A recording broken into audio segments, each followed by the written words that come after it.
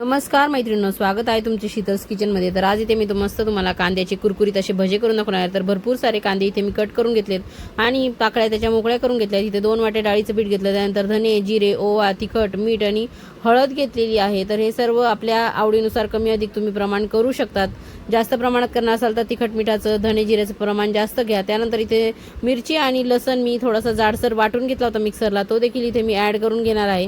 त्यामुळे मी तिखट थोडंसं कमी घातलेलं आहे। तर अशा पद्धतीने लसण मिरची टाकल्यावर आमच्याकडे भजे खूप आवडतात। त्याच पद्धतीने तुम्ही यामध्ये जर पुदिना बारीक करून घातला तर याची चव अजूनच वेगळी लागते।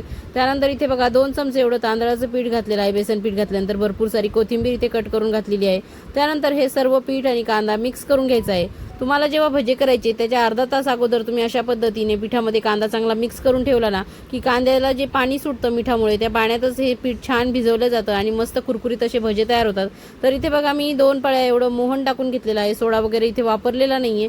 तर तुम्हाला जर सोडा टाकायचा असेल तर तुम्ही मोहन इथे घालण्याची गरज नाहीये।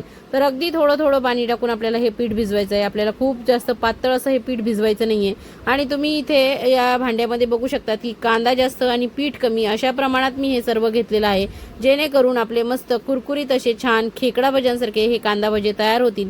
तर तसेच भजे आमच्याकडे आवडतात, त्यामुळे मी इथे संध्याकाळच्या जेवणासाठी असा रात्रीच्या जेवणासाठी मस्त असा बेत बनवलेला होता। तर इथे बघा पीठ आपलं भिजवून झालंय, तेल देखील आपलं तापलेलं आहे।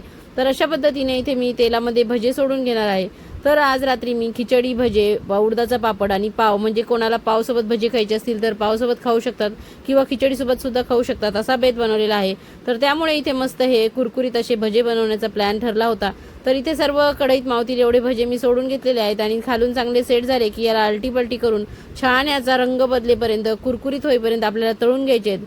अगदी मीडियम फ्लेमवरच आपल्याला हे तळायचे आहेत। खूप जास्त मोठ्या फ्लेमवर आपल्याला हे तळायचे नाहीत, नाहीतर वरतून त्यांचा रंग बदलेल आणि आतून ती कच्चीच राहतील। अशा पद्धतीने आपल्याला बनवायची नाहीयेत। तर एकदम मस्त रंग बदलेपर्यंत, कुरकुरीत होईपर्यंत आपल्याला हे भजे तळायचे आहेत। तर कांदा जास्त टाकायचा आणि पीठ कमी टाकायचं, त्यामुळे मस्त एकदम क्रंची क्रिस्पी असे हे भजे आपल्याला तयार मिळतात आणि खायला एकदम अप्रतिम असे लागतात। तर कोणाकोणाचा विकनेस आहे हे कांदा भजी मला नक्की कमेंट करून सांगा। तर कोणाकोणाला हे खूप जास्त आवडतात। असे बरेच लोक आहेत की ज्यांना कांदा भजी म्हणले की अगदी तोंडाला पाणी सुटतं। तर अशा पद्धतीने हे पहिली बॅच आपली तळून झालेली आहे आणि बाकीची सुद्धा मी तळून घेणार आहे। तर आपले हे भजे इथे खाण्यासाठी रेडी झाले। तर आपण आता ताट वाढून घेऊया। तर इथे बघा मी मीठ वाढून घेतलेलं आहे। त्यानंतर खिचडी आहे, म्हणजे लोणचं तर येणारच, त्यामुळे मी इथे लोणचं सुद्धा वाढून घेतलेलं आहे। आणि लोणचं वाढल्यानंतर इथे बघा पाव मी बाहेरूनच विकत आणले होते, तर पाव इथे 2 वाढून घेतलेले आहेत। त्यानंतर इथे मसाला खिचडी बनवली होती, तर ती देखील गरमागरम खिचडी इथे वाढून घेतलेली आहे। तर खिचडीला मी तुपाचीच फोडणी दिली होती, म्हणून मी वरतून तूप यामध्ये घालून घेणार नाहीये। तर अशा पद्धतीने खिचडीसुद्धा वाढून झाली आहे आणि इथे उडदाचा पापडसुद्धा मी तळून घेतला होता भज्यासोबतच। तर इथे तळलेला पापड मी ठेवून घेतलेला आहे आणि या ताटाची शान तर ते म्हणजे आपली कांदा भजी। तर ते आता आपण इथे वाढून घेणार आहेत। आणि कांदा भजी म्हणल्यावर मस्त हिरवीगार अशी तिखट हिरवी मिरचीसुद्धा तोंडी लावायला पाहिजे। तर त्या देखील मी इथे भजे तळल्यानंतर तळली होती। तर अशा पद्धतीने मस्त तोंडी लावण्यासाठी या मिरच्या देखील इथे तळल्या आहेत। तर तुम्ही देखील अशा पद्धतीने रात्रीचा बेत करून बघा, खा प्या मजा करा आणि अशाच नवनवीन रेसिपी बघत राहा। थँक्यू, धन्यवाद।